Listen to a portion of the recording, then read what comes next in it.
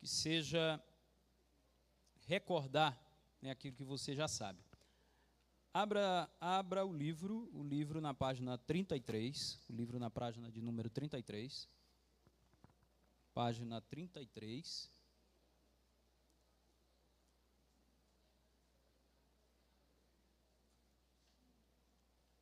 Página de número 33. Nós temos alguns slides, mas nos slides só colocamos apenas os tópicos. Colocamos apenas os tópicos que estão aqui no livro, não colocamos o texto. Mas eu creio que a maioria dos irmãos tem o livro. Se você não tem e estiver ao lado de alguém que tenha, ou melhor, se você tem o livro e tem alguém a seu lado que não tem, aí você ajuda esse irmão, essa irmã a acompanhar a leitura. O material é muito bom, bem didático, bem explicado. Então nós vamos ler esse material com vocês aqui essa noite. Também abra a sua Bíblia em João, capítulo 3. João, capítulo 3. Evangelho de João, capítulo 3.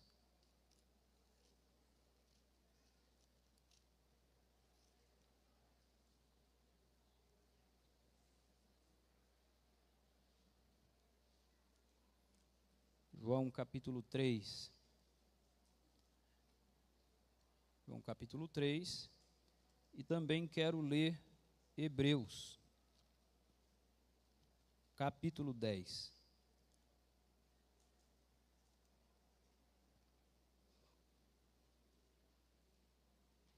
Versículo 29. Então, irmãos, o nosso tema é o Espírito Santo e a salvação. É um tema que o título soa simples, mas ele tem as suas complexidades, porque une aqui duas doutrinas, a soteriologia e a pneumatologia, muito embora a ênfase seja mesmo na ação do Espírito Santo, mas há elementos dessas duas doutrinas. Então nós estamos orando, pedindo graça, misericórdia, para comunicarmos aqui aos irmãos. Nós vamos falar sobre a obra da salvação, o Espírito Santo e a obra da salvação em relação aos seres humanos não regenerados, e o Espírito Santo e a obra da salvação em relação aos crentes. Quantos encontraram o texto bíblico? Vamos ler primeiramente Hebreus. Hebreus 10, versículo 29. De quanto mais severo castigo julgais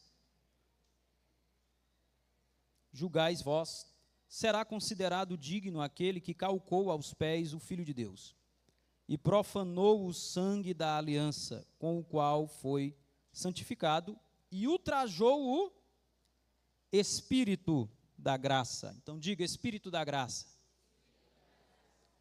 Ok, o próximo texto. Qual é o texto, irmãos? João 3, vamos a partir do versículo 1. Havia entre os fariseus um homem chamado Nicodemos, um dos principais dos judeus. Este de noite foi ter com Jesus e lhe disse: Rabi, sabemos que és mestre vindo da parte de Deus, porque ninguém pode fazer estes sinais que tu fazes, se Deus não estiver com ele. A isto respondeu Jesus: em verdade te digo, que se alguém não nascer de novo, não pode ver o reino de Deus. Perguntou-lhe Nicodemos: como pode um homem nascer sendo velho? Pode porventura voltar ao ventre materno e nascer segunda vez? Respondeu Jesus: em verdade te digo, que quem não nascer da água e do Espírito não pode entrar no reino de Deus. Queridos irmãos, o Espírito Santo e a salvação. Pelas Sagradas Escrituras, nós cremos em um único Deus, que existe eternamente em três pessoas: o Pai, o Filho e o Espírito Santo. Cada pessoa é plenamente Deus. Então, cremos em um Deus uno. mas que apresenta essa pluralidade. 3 pessoas. Até mesmo no Antigo Testamento, isso fica claro, nós percebemos isso em palavras como Elohim, Elohenu, que apontam para o ser de Deus como um único Deus, mas que apresentam uma pluralidade. E pelo conteúdo geral das Escrituras, nós entendemos que este Deus, ele é uma triunidade. Por que estou dizendo isso? Cada uma dessas pessoas é uma pessoa distinta. O Pai é distinto do Filho, o Filho é distinto do Espírito, cada uma é uma pessoa distinta. Portanto, cada uma dessas pessoas apresenta também uma obra distinta. E no que concerne à salvação, cada pessoa da triunidade apresenta uma obra distinta. Veja que eu estou falando de uma obra distinta, não independente. Não independente. Mas cada um, pelo conteúdo das Sagradas Escrituras, apresenta uma obra distinta. Na minha simples leitura, eu percebo que J.I. Parker parece-nos que é um dos primeiros teólogos a observar a ação de Deus por esse ponto de vista didático. Também outros teólogos, como Arthur W. Plink e outros, apontam para isso. O quê? A salvação foi proposta, provida por Deus Pai antes da fundação do mundo. Foi adquirida, garantida pela encarnação, obediência, morte e ressurreição do Filho de Deus. Mas ela é revelada, aplicada, através do Espírito Santo. Então, queridos, é muito interessante a abordagem do pastor Raifran nesse texto, porque nós temos uma tendência de olharmos para a obra da salvação apenas como a obra de Cristo na cruz. Mas o Espírito Santo é aquele que aplica a obra da redenção em nossas vidas. Ora, se você está enfermo, precisa de uma injeção, tem a injeção, mas não tem quem aplique. Tem como solucionar o seu problema? Os irmãos estão entendendo? É um exemplo rasteiro. Ou seja, Jesus, ele nos garante, pela obra realizada por ele, a salvação. Porém, essa realidade da salvação, ela é aplicada na vida daqueles que creem pelo Espírito Santo de Deus. Então, é nesse sentido que o Espírito de Deus, o Espírito Santo, está relacionado à salvação. Certo, irmãos? No livro, você pode ver bem aí no livro, introdução. Quantos tem um livro? Levante aí o livro assim. Levante mesmo. Vários irmãos, em quase todos os bancos, praticamente em todos os bancos tem livro. Então vamos ver bem a introdução. A salvação é a bênção suprema do Deus eterno e todo-poderoso aos homens finitos e carentes de sua glória. É o plano de Deus para a redenção eterna dos homens. É a salvação que soluciona o problema do pecado entre os homens. É o Espírito Santo quem efetua a obra da salvação no ser humano. E na caminhada da vida cristã, é o Espírito Santo que guia o discípulo de Jesus Cristo no seu dia a dia, sob os princípios da palavra escrita de Deus, que é a verdade eterna. Então, queridos, é interessante que Hermes Steinmeier diz que a salvação é pelas obras. A salvação é pelas obras. Mas como assim? Que afirmação? Pelas obras das 3 pessoas da triunidade divina. Das 3 pessoas da triunidade divina. A obra de Deus Pai, a obra do Filho e a obra do Espírito Santo. o homem é o recipiente dessa salvação, sendo que a fé e o arrependimento são a condição para a salvação. O homem precisa crer e precisa se arrepender. Então, queridos, abordando inicialmente aqui, aí pode avançar, não tem. O Espírito Santo e a obra da salvação em relação aos seres humanos não regenerados. Vamos ler aqui esses 4 tópicos. Leia o primeiro, 1, 2, 3 já. O Espírito com eles, os seres humanos regenerados. Sempre pense seres humanos regenerados. 1.2. 1.3, mais alto. 1.4.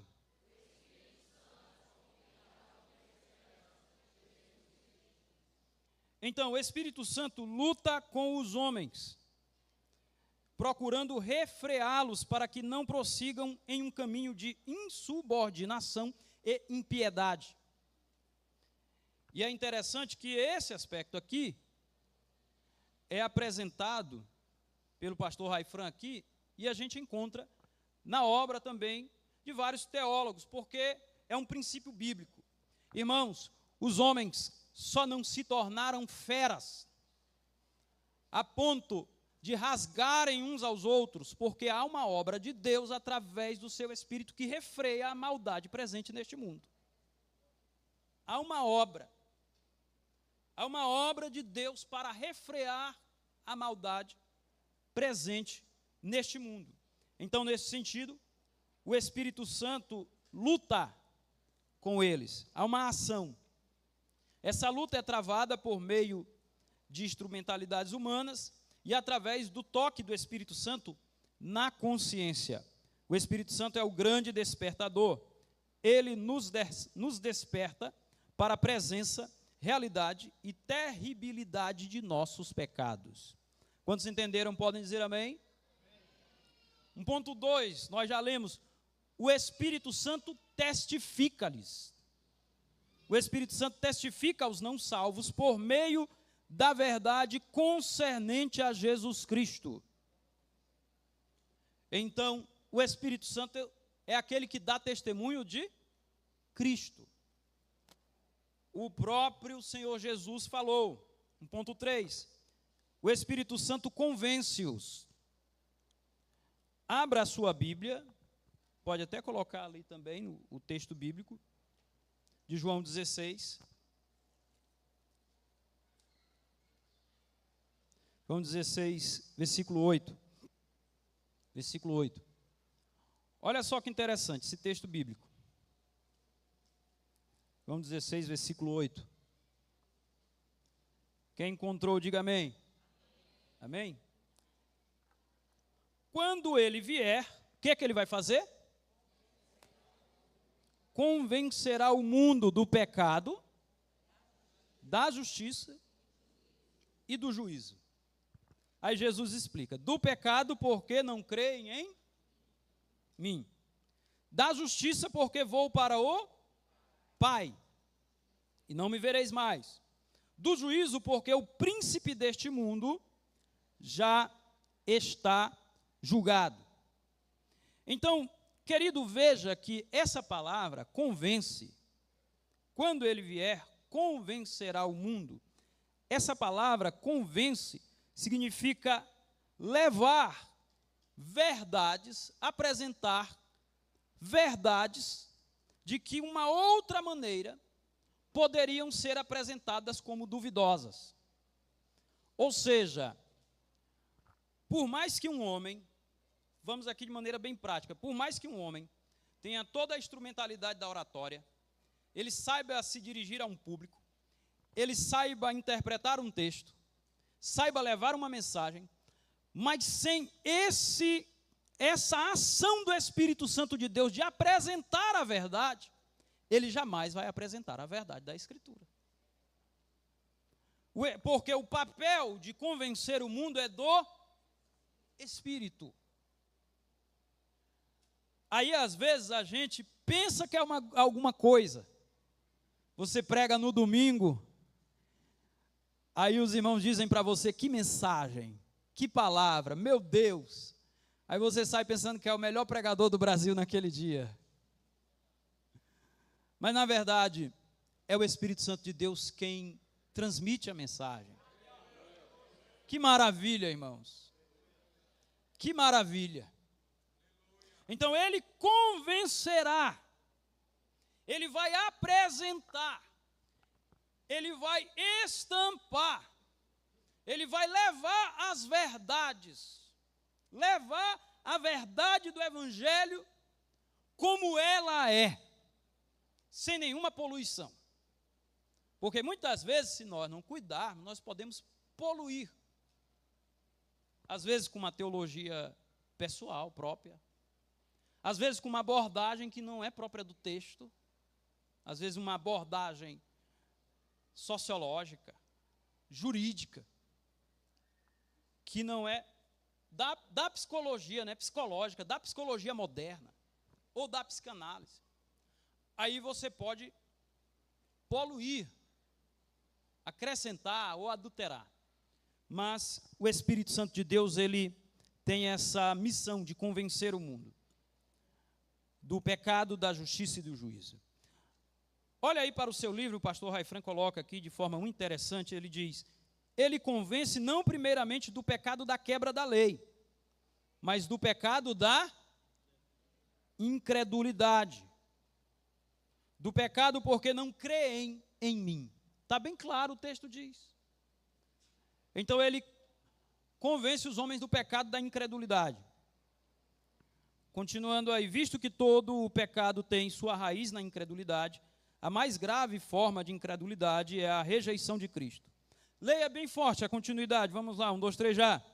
O Espírito Santo e da justiça providenciada por Cristo. Leia bem alto mesmo, irmão. Aquela justiça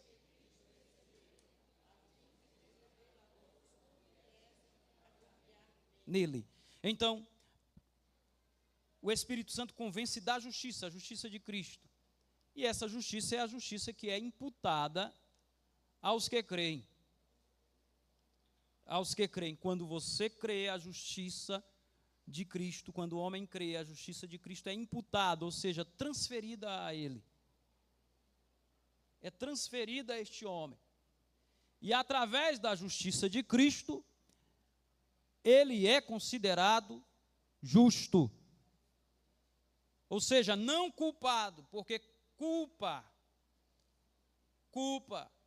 é a condição de merecer, de merecimento, de condenação.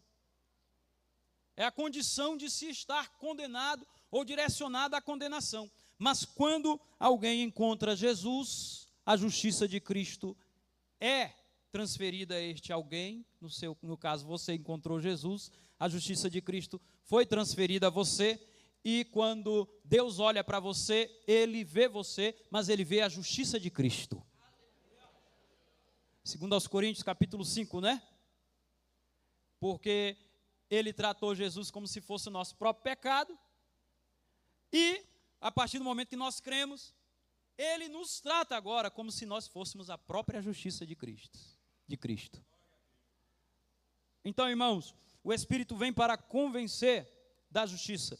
Continuando aqui, portanto, fazendo assim, o Espírito Santo glorifica Cristo, mostrando-nos que é pecado não confiar em Cristo. 1.4, o Espírito Santo os convida à única esperança, Jesus Cristo. Quero ouvir só as mulheres lendo, por bondade, o grande trabalho. Irmã, mas vamos... Me ajude, irmão. Irmã. Comecei com as mulheres, porque geralmente tem mais mulheres nos ambientes, né? De novo, fazer isso melhor. Vamos lá, 1, 2, 3 já. O grande trabalho.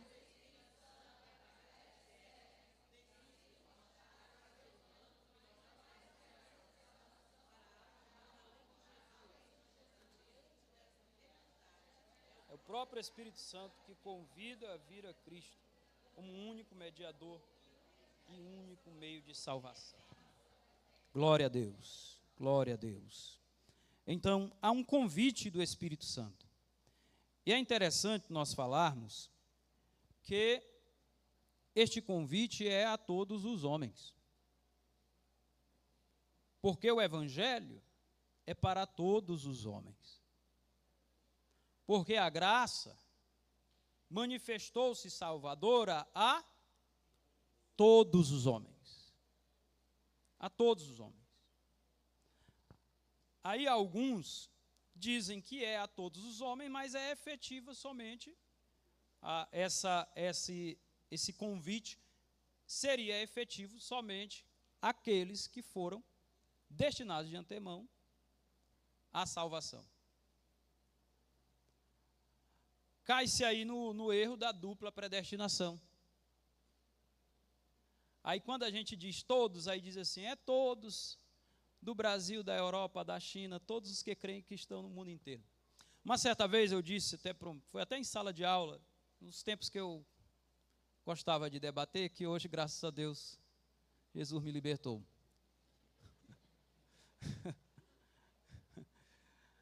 Aí, na conversa, eu disse assim, mas a Bíblia diz que ele é a propiciação pelos nossos pecados. Aí fiz a pausa e aguardei, né? Aí o rapaz disse, pois está aí, pelos nossos, os eleitos. Eu disse, pois é, mas tu não leste a continuidade do texto. Não apenas pelos nossos, mas pelos do mundo inteiro. Todo homem. Então esse convite do Espírito é a todo homem. A Bíblia diz que ele convencerá o mundo. Certo, irmãos? Amém pelo entendimento? Podemos ir adiante? Vamos adiante. Adelante. Número 2. O Espírito Santo e a obra da salvação em relação aos crentes. Então, olhe bem para cá. Olhe bem para cá. Onde é que começa a vida cristã? Vamos lá. É para vocês essa pergunta. Não para os mestres aqui. Que eles é para responder as perguntas de vocês depois. Quando foi que você começou a ser crente, irmão? O que você fez? Você creu e se arrependeu. Então, a vida cristã começa na conversão. A vida cristã começa na conversão. Ou seja, conversão é o ato do homem se voltar para Deus. E aí envolve esses dois aspectos. A fé em Cristo, crer em Cristo para a salvação, e o arrependimento. Então, assim, o homem se converte. Após isso, acontece a obra da... Aí alguns vão colocar a justificação, outros antes, outros vão colocar a regeneração depois, outros vão dizer que é simultânea. Mas veja bem, a regeneração acontece após a conversão. Então, 2.1 diz, é o Espírito Santo quem regenera. O que é a regeneração? O que é a regeneração? A regeneração é quando o homem sem Deus, ele recebe a vida de Deus em sua vida. Efésios 2, capítulo 1, diz que vós éreis mortos, estáveis mortos em vossos delitos e pecados. Então, Paulo fala da condição anterior daqueles que fazem parte da igreja, daqueles que servem a Jesus. Ou seja, estávamos mortos. O problema de alguns é que entendem esse estado, eles isolam essa palavra e entendem esse estado de morte espiritual como uma ausência total de qualquer sensibilidade para as coisas de Deus. Aí eles dizem, o homem sem Deus está morto, ele não pode ouvir nada de Deus, ele não pode ver nada de Deus, ele não pode sentir nada de Deus. Mas aí a gente pergunta, Adão, depois que pecou, estava morto? Hein, irmãos? O pecado trouxe o quê, irmão? Através do pecado, a morte. Estava morto? Diga, irmão, sem medo, estava morto? Mas de quem foi a voz que ele ouviu lá no jardim? Adão, onde estais? Onde estais? Então, queridos, a regeneração, ela vem após a conversão. O novo nascimento surge após a conversão. Essa é a verdade das Sagradas Escrituras. O homem está nesse estado de morto, que a Bíblia descreve em Efésios, morto espiritualmente, mas aí você não pode isolar apenas essa palavra e criar e sustentar sua doutrina. Tem todo um contexto na Escritura. Ou seja, o homem está morto, está separado de Deus. Separado de Deus. Ele é escravo do pecado, é escravo do pecado. Mas ainda há nele alguma capacidade. Aí uma vez alguém me perguntou qual é a porcentagem. Eu digo, irmão, aí o poço é fundo e a corda é curta. Mas ainda há nele capacidade de ouvir, de entender algo sobre a mensagem, sobre a Bíblia. E isso é atestado na nossa própria experiência do dia a dia de pessoas que entendem a palavra de Deus, não aceitaram a Jesus ainda, mas elas entendem, compreendem o que é o Evangelho, sabem onde e a salvação é por meio de Cristo. Mas veja bem, na obra da regeneração, é o Espírito Santo quem opera. Vamos ler bem aí, estamos na página 34, irmãos. Página 34. O Espírito Santo regenera. Agora eu quero ouvir os homens, vamos ver se a gente... 1, 2, 3 já. Assim como Jesus foi gerado pelo Espírito Santo, todo homem, filho de Deus, precisa ser gerado pelo Espírito de Deus. É a concessão da natureza divina ao homem, e não apenas uma alteração em sua natureza. E o Espírito Santo...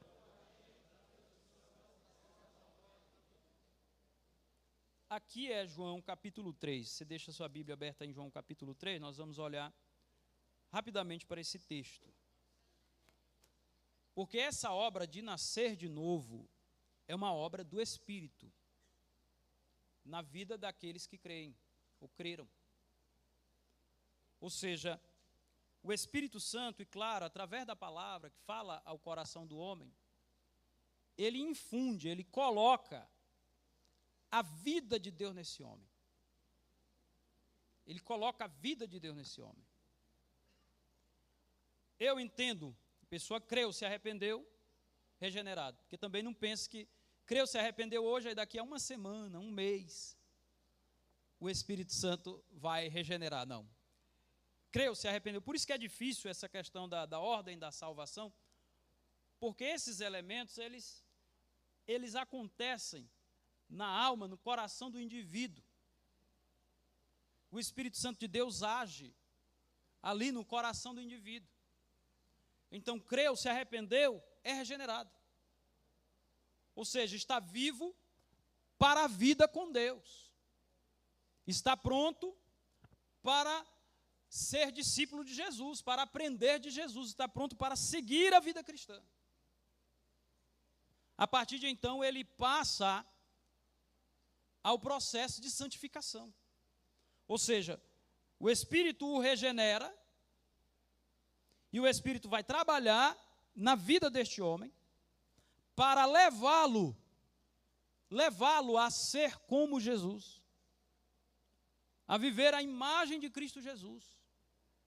Então ele passa para o processo de santificação. E o processo de santificação nós vamos estudar aqui com o Paulo Júnior. Ele envolve a ação do Espírito, mas também envolve a nossa cooperação. Até mesmo na questão do enchimento do Espírito, enchei-vos do Espírito de Deus, né, o termo ali, pleruster, enchei-vos do Espírito de Deus. Esse termo, ele está mostrando o quê? é o Espírito Santo de Deus quem nos enche, mas nós também temos uma participação, no sentido de abrirmos concessão. É aquilo que a gente diz, dá lugar para o Espírito de Deus. Porque há pessoas que pensam que dar lugar é só na hora de um culto, de um movimento. Aí hoje o irmão deu lugar. Hoje o irmão deu lugar. Falou em línguas, pulou, se alegrou. Mas não é só neste momento, irmãos. É no teu dia a dia. É quando nós vamos subordinando ao Espírito Santo as áreas da nossa vida. E é o que nós aprendemos ontem. Nós devemos